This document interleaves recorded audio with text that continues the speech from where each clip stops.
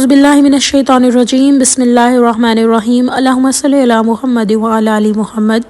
السلام علیکم ورحمۃ اللہ وبرکاتہ۔ تو یہ واقعہ جن بہن کا ہے وہ کہتی ہیں کہ میں چاہتی تھی کہ میں اللہ تعالیٰ کے لیے اپنی زندگی گزاروں، لیکن وہ کہتی ہیں کہ جب میں اس سیڑھی پر چڑھنے لگی تو مجھے ریئلائز بار بار کیا ہوتا تھا، میرے فیئرز میرے سامنے لا دیے جاتے تھے، وہ باتیں جن کے لیے میں دنیا میں پیسہ، دولت، شہرت ان کے پیچھے تھی، وہ میرے پیچھے سامنے لے آئی جاتی تھیں۔ ہر میری وہ خواہش جو کہیں نہ کہیں اس خواہش میں تھوڑا سا جو ہے وہ کہہ لیں کہ انکریز ہو جاتا تھا، اور پھر وہ کہتی ہیں کہ اچھا ہو چلو یہ چیز انکریز ہو رہی ہے تو دھیان پھر اس طرف لگ جاتا ہے نا کہ اچھا میری خواہش پوری ہوگی۔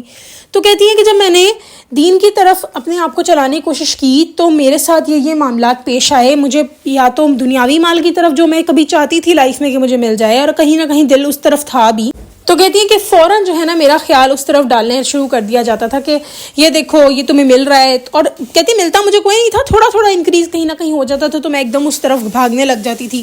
اس کے بعد کہتی ہیں کہ اگر یہ چیز بھی کام نہیں کرتی تھی تو ٹراماز، پریشانی، خوف، ہائی اگر یہ ہو جائے گا تو کیا ہوگا، یعنی وہ پاسٹ ٹراماز جو کبھی لائف میں ہوں گے ان سے ڈرایا جاتا تھا، یا اگر وہ جو ابھی یعنی کہ حقیقت بھی نہیں ہے، پاسٹ گزر چکا، لیکن کبھی ہوتا نا ہم اپنے پاس پہ شرمندہ ہو رہے ہوتے ہیں تو وہ اس کے بارے میں سوچ سوچ کے تنگ کرنا۔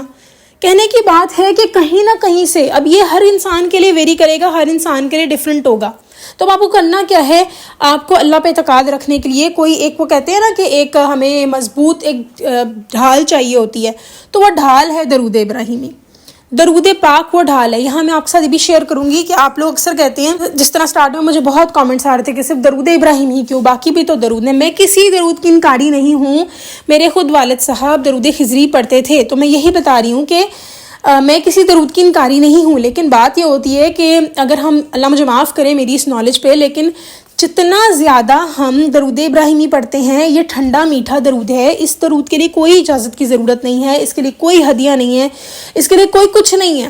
یہ درود آپ جتنا پڑھتے جائیں گے اللہ رب العزت آپ کے لیے آسانیاں کرتے جائیں گے، کامرانیاں کرتے جائیں گے۔ 313 تو مسٹ رکھے نا، اس کی کوئی تعداد نہیں ہے، یہ کوئی وظیفہ نہیں ہے، یہ آپ نے 313 بس کہتے ہیں کہ کثرت کی تعداد میں آتا ہے، ٹھیک ہے، تو یہ آپ پڑھ، اس کے لیے کوئی اجازت نہیں ہوتی، جبکہ باقی درود ہیں ان کے لیے اجازت کہیں نہ کہیں لینے کی بات آ جاتی ہے۔ اب پھر بھی میں یہی کہوں گی کہ میرا اتنا اس کے بارے میں معاملہ نہیں ہے، لیکن میں نے ابھی تک یہی سنا ہے، تو میں یہ نہیں چاہتی کہ میں کسی قسم کی مسکنسیپشن دوں آپ کو، لیکن اتنا ہے کہ جتنا دیکھا گیا ہے، جتنا ایکسپیرینس کیا گیا ہے کہ جب ہم کوئی اور درود پڑھتے ہیں تو کہیں نہ کہیں رجت ہو جاتی ہے، کہیں نہ کہیں کچھ ایسا ہوتا ہے کہ آپ کے لیے کچھ ہدیہ اس کا ہوتا ہے، دینا ہوتا ہے، ٹھیک ہے، تو وہ ہر کسی کو پتہ نہیں ہوتا کتنا دینا ہے، اس کا صدقہ خیرات ہوتے ہیں، لیکن میں پھر بھی اس ٹاپک کے اوپر بات نہیں کرنا چاہتی زیادہ، کیونکہ میں ہر انسان اپنا ایک لے کے چل رہا ہے سینیریو، ٹھیک ہے، لیکن میں اسٹل یہی کہوں گی کہ درود ابراہیمی کے لیے کوئی اجازت کی ضرورت نہیں ہوتی، ٹھیک ہے، اس لیے بار بار درود ابراہیمی کے بارے میں زیادہ آپ کو فوکس کروایا جاتا ہے۔ تو یہ ایک ڈھال ہے، یہ ایک شیلڈ ہے جو آپ کو بچا لے گی، اور آپ کا رستہ جو آپ چلنا چاہ رہے ہیں اللہ کی راہ میں وہ آسان کر دے گی آپ کے لیے۔ ایک بات ہوگی، واپس آتے ہیں انہیں کے واقعے کی طرف، تو وہ کہتی ہیں پھر ایک اور چیز کیا ہوتی تھی، پاسٹ ٹراماز جو وقت گزر گیا ایک اس کا ہو گیا، پھر پیسہ، یعنی وہ میری خواہشات جو میں چاہتی تھی ایک دم میری آنکھ کے سامنے تھوڑا سا جو ہے وہ زیادہ کر کے دکھا دی جاتی تھی کہ دیکھو یہ دیکھو تمہیں مل گیا ہے۔ اب وہ اوبیس سی بات ہے، شیطان جو بھی چالیں چل رہا ہے، اللہ تعالیٰ جو ہے وہ کہیں نہ کہیں آپ کو اس میں ٹیسٹ بھی تو آپ کا چل رہا ہے نا، آپ کا نفس کا، آپ کا ہر لحاظ سے۔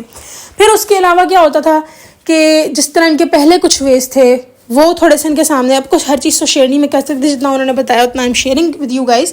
اس کے علاوہ کیا ہوتا تھا جی کہ جو بھی کبھی یہ پلان کرتی تھی کچھ چیزیں پہلے، اس میں دنیا بہت انوالومنٹ ہوتی تھی اس کی، تو اس طرح کی چیزیں، پھر اگر یہ نہیں ہے تو آنے والے فیئرس کے بارے میں ڈرا کے۔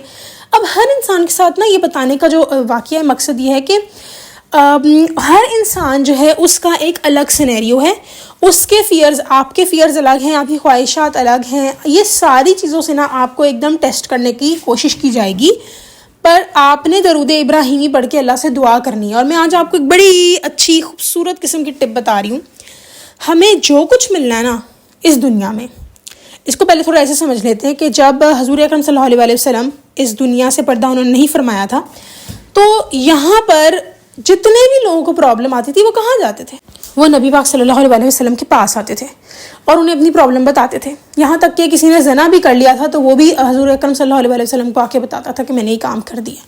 بتانے کی بات یہ ہے کہ نبی پاک صلی اللہ علیہ وسلم ہدایت، گائیڈنس، ٹھیک ہے، ان کے لیے تھے. اب آج کے لیے ہمارے پاس کیا ہے؟ قرآن ہے، حدیث ہے. قرآن تو تب بھی آ رہا تھا، حدیث تو تب بالکل کہہ لیں کہ فیس ٹو فیس ایک طرح سے لوگ سن رہے تھے. تو یہ سارے معاملات کے باوجود وہ اسٹل نبی پاک صلی اللہ علیہ وسلم کے پاس آ رہے تھے، ٹھیک ہے. اسی لیے ہم کس کی امت ہیں؟ کویسچن نمبر 1 آنسر ہے ہم حضور اکرم صلی اللہ علیہ وسلم کی امت ہیں. تو آپ کو جو بھی مسئلہ پیش آ رہا ہے آپ نبی پاک صلی اللہ علیہ وسلم کو بتائیں، ان سے بات جیسے ہم کریں ویسے کریں، اور پھر آپ انہیں کہیں کہ میری یہ سفارش پلیز اللہ تعالیٰ سے کہہ دیں. آپ اللہ تعالیٰ کے محبوب پیغمبر ہیں، نبی ہیں، رسول ہیں، پلیز آپ میری مدد کریں، آپ اللہ تعالیٰ کو میری یہ پرابلم بتا دیں تاکہ اللہ تعالیٰ میرے حق میں یہ بات قبول کر لیں. اس کا جو آپ افیکٹ دیکھیں گے نا، یہ آپ کو ایسا سکون دے گا کہ آپ کا معاملہ حل ہوا ہے نہیں ہوا وہ بات کی بات ہے، لیکن آپ کو سکون مل جائے گا فوراً، آپ کو لگے گا میری سنی گئی ہے. اچھا، پھر ایک اور طریقے سے آپ کو کیسے ٹیسٹ کیا جاتا ہے؟ واپس آتے ہیں ان کے واقعے کی طرف کہ آپ کے ساتھ لوگوں کا رویہ عجیب ہو جاتا ہے، وہ بھی آپ کو ٹیسٹ کیا جاتا ہے. تنگی آ جاتی ہے، پریشانی آ جاتی ہے. اب ہر کسی کا لیول ڈفرینٹ ہے، پہلے کسی کو تنگی آتی ہے، پھر کسی کا دل اللہ کی راہ پہ چلتا ہے. واٹس ایور جو بھی معاملہ ہے نا، یہ اللہ تعالیٰ ہر انسان کے اکارڈنگ یہ ڈفرینٹ ہے. اور ہم کسی کو بھی نہیں کہہ سکتے کہ اچھا فلاں انسان اب اللہ کی راہ پر چل پڑا ہے یا فلاں انسان نہیں چل پڑا. ہم یہ نہیں کہہ سکتے. Please try to understand this. ابھی حال ہی میں ایک ایکٹریس کے بارے میں پتہ چلا تھا پاکستانی کے، ان کو اتنے ٹائم سے جو ہے وہ ان کی ڈیتھ ہو چکی تھی، باڈی جو ہے وہ کافی راٹ ہو چکی تھی. میں آپ سب سے ایک بات کروں گی، جو بھی انہوں نے کیا، جو بھی ان کا جس طرح بھی لوگ ان کو ڈیفائن کر رہے ہیں آج کل، پلیز ایک بات انڈرسٹینڈ کریں. کوئی غلط کر بھی رہا ہو نا تو اس کے منہ پہ یا اس کے بارے میں ایسی بات نہیں کی جاتی، کیونکہ کبھی بھی وہ بازی پلٹ گئی تو آپ پہ آئے گی. اس کا میں اگزامپل یہاں یہ دیتی ہوں کہ ایک بندہ تھا بہت نمازی پرہیزگار، وہ اگلے کوئی نصیحت ہی کر رہا تھا کہ تم بھی نماز پڑھو، لیکن وہ شخص نہیں پڑھتا تھا. تو اس نے کہا کہ ٹھیک ہے، بس تم نے تو اب جہنم میں جانا ہے، تم نماز نہیں پڑھے. تو اللہ تعالیٰ نے کہا کہ بھائی یہ کون ہوتا ہے فیصلہ کرنے والا؟ میں ہوں اس بات کا فیصلہ کرنے والا کہ کس نے دوزخ میں جانا ہے، جنت میں جانا ہے.